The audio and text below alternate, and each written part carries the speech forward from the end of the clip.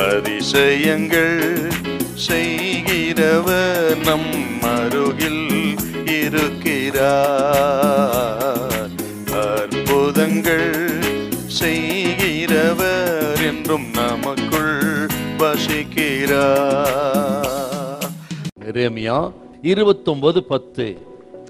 பாபிலோனிலே 70 வருஷம் நிறைவேறின பின்பு நான் உங்களை சந்தித்து உங்களை இவ்விடத்துக்கு திரும்பி வர பண்ணும்படிக்கு உங்கள் மேல் என் நல்வார்த்தையை நிறைவேற பண்ணுவேன் என்று கர்த்தர் சொல்லுகிறார்.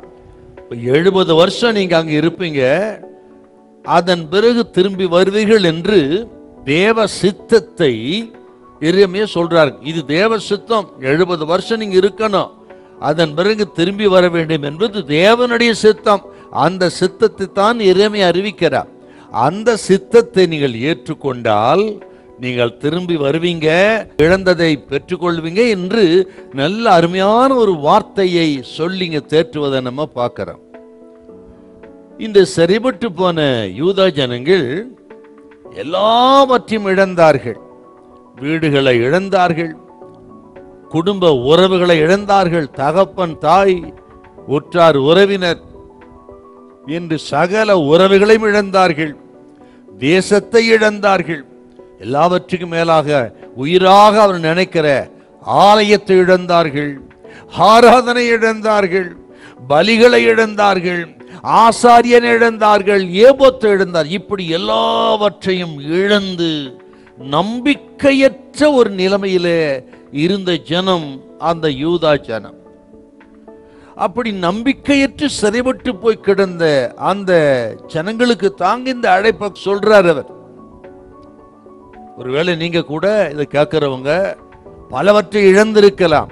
ஒரு காலத்தில் ஓஹோன்னு இருந்து இன்னைக்கு எல்லாவற்றையும் இழந்து எலும்பும் தோலுமாக கிடக்கலாம். நீங்க வாழ தெரியாமல், வழி தெரியாமல், திக்கு தெரியாத காட்டில் இருப்பது போல ஒரு நம்பிக்கையற்று நீங்கள் காணப்படலாம். இப்படி நம்பிக்கையற்ற ஒரு நிலைமையை எப்படி நாம் கையாள்வது என்பதற்குத்தான் ஆலோசனை சொல்லுகிறார். தேவ சித்தத்தை நீங்கள் அறிந்து கொண்டு, யூதா ஜனமே நீங்கள் அடங்கி இருங்கள், தேவ சித்தத்தை ஏற்றுக்கிடுங்க என்று இங்க ஆலோசனை சொல்றார்.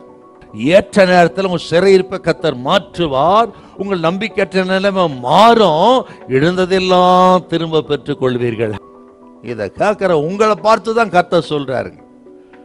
உங்கள் இருண்ட வாழ்க்கை, நம்பிக்கையற்ற நிலைமை, தோல்வி மனப்பான்மை, போதும் என்ற வாழ்க்கை மாறுவதற்கு ஒரே வழி ஆண்டவர் சித்தம் இதுதான் என்று கேட்டு அடக்கி கொண்டு அமைதியாயிருங்கள். அவர் விடுவிக்கிறவர்களும் அவர் முகத்தை தேடி பொறுமையாயிருங்க, விசுவாசத்தை இழக்காதீங்க. ஒரு காலகட்டத்தில் கர்த்தர் எல்லாவற்றையும் ரிலீஸ் பண்ணி உங்க தலையை உயர்த்துவார். ஹல்லேலூயா, ஹல்லேலூயா.